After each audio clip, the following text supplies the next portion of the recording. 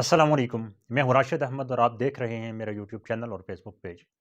नाजरीन, बलूचिस्तान के 3 ऐसे किरदार जिनके साथ हमारा रियासती या पूरे पाकिस्तान की जानिब से जो रवैया सामने रखा गया, उसके ऊपर थोड़ी सी आज बात करेंगे। तो फिर ख़ुद फैसला कीजिएगा कि बलूचिस्तान की आवाम पाकिस्तान से गिला क्यों करते हुए नज़र आती है। महरंग बलोच इस्लामाबाद की तरफ लॉन्ग मार्च करती है। जब इस्लामाबाद पहुंचती है तो सख्त सर्दी में ठंडे पानी के साथ उसका इस्तकबाल किया जाता है, लेकिन बिलाखिर वो आकर प्रेस क्लब में बैठ जाती है। उसका मुतालबा यह होता है कि उनके जो बच्चे लापता अफराद हैं, गुमशुदा अफराद हैं, उनको कानून के मुताबिक ट्रीट किया जाए। अगर वो गायब हैं, उनको नहीं मिल रहे, तो रियासत हमारी मदद करे उन बच्चों को ढूंढने के लिए। पाकिस्तान के एंकर पर्सन ख़वातीन जो हैं, ख़ास करके गरीदा फ़ारूकी, फ़िज़ा अकबर, ये जाती हैं और उनको ये कहती हैं कि आप पहले BLA की मजम्मत करें। और यूं वो लड़की कोई महीना 2 महीने इस्लामाबाद की ठंडी सर्दी में खुले आसमान तरह बैठ कर मायूस होकर रुखसत होकर यहाँ से चली जाती है। महरंग बलोच के ऊपर इल्ज़ाम यह लगता है कि वो BLA को सपोर्ट करती है। तो ठीक है, यहाँ तक तो बात आ गई, इस किरदार को यहीं पर छोड़ दें। इसके बाद एक किरदार और आता है, तहरीक इंसाफ का नौजवान लीडर वहाँ पर, जिसको इमरान खान अभी रिसेंटली टिकट देते हैं सालार काकड़ के नाम से। अब वो अपने हलके में इलेक्शन लड़ते हैं NA 263 में। NA 263 पर सालार काकड़, नौजवान सियासतदान जो शुरू से लेकर आज तक अपनी पूरी ज़िंदगी हमेशा के लिए यही कहता रहा है कि पाकिस्तान के आइन और कानून के ऊपर अमल दरामद होना चाहिए और नौजवानों को BLA की तरफ नहीं जाना चाहिए, वो इनको सियासत की तरफ ला रहा था। अब ये जो काकड़ साहब हैं, सालार काकड़, ये कोई पीछे से जदी पुश्ती, कोई खान नवाब, इस सरदार किस्म की फैमिली नहीं है। एक मिडिल क्लास नौजवान था।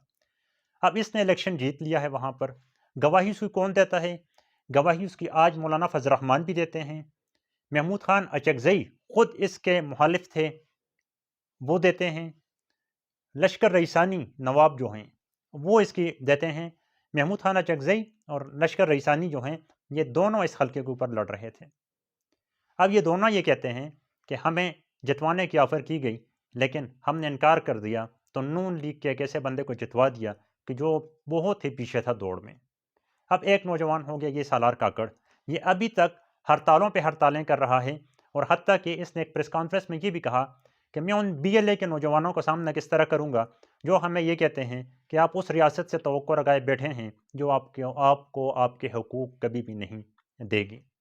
अब एक और नौजवान की तरफ आते हैं, सद्दाम तरीन।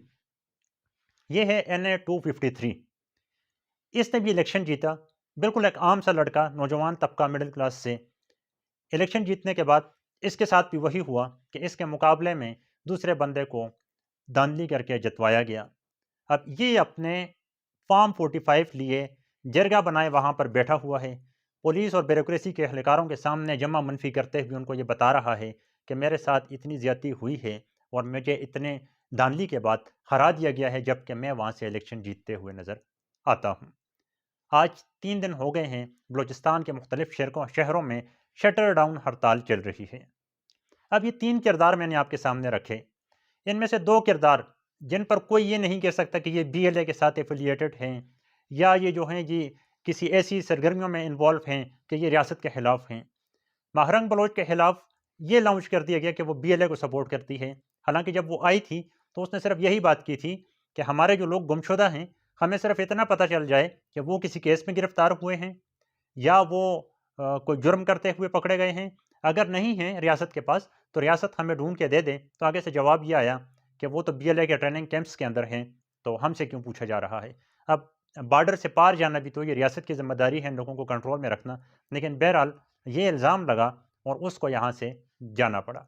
लेकिन ये जो 2 नौजवान हैं, ये जो यहाँ पर खड़े हैं, जो पाकिस्तानी इदारों पर यकीन रखते हैं, पाकिस्तानी अदालतों पर यकीन रखते हैं, इस निज़ाम के अंदर आकर वो अपने बलूचिस्तान के लिए कुछ बेहतर करना चाहते हैं, तो आज उनका रास्ता क्यों रोका जा रहा है।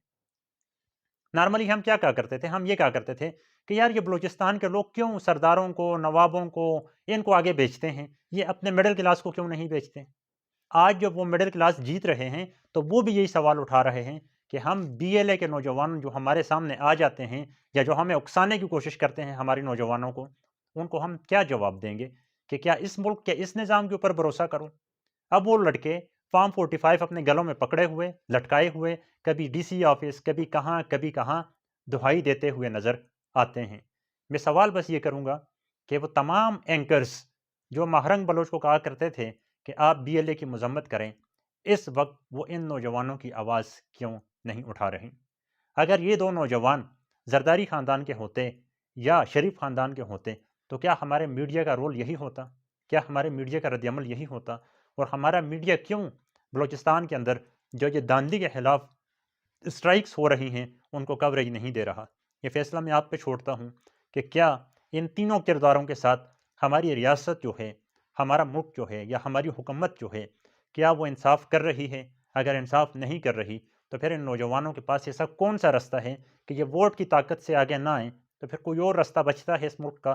کس نظام کے اوپر یہ نوجوان بھروسہ کریں؟ اور یہ کس منہ سے ان نوجوانوں کو مسلح جدوجہد جو ہو رہی ہے وہاں پر BLA یا جس طرح کی دہشت گرد تنظیمیں وہاں پر کام کر رہی ہیں، تو ان نوجوانوں کو کس طریقے سے یہ واپس اپنے اس نظام کی طرف لانے کی کوششیں کریں تاکہ وہ اس نظام کے اندر آئیں اور اس اپنے علاقے کو، اپنے خطے کو ترقی کی طرف لے کر جائیں اور وہاں پر امن قائم کرنے میں اپنا کردار ادا کریں؟ آپ اس کے اوپر لازمی کمنٹ میں جواب دیجیے گا۔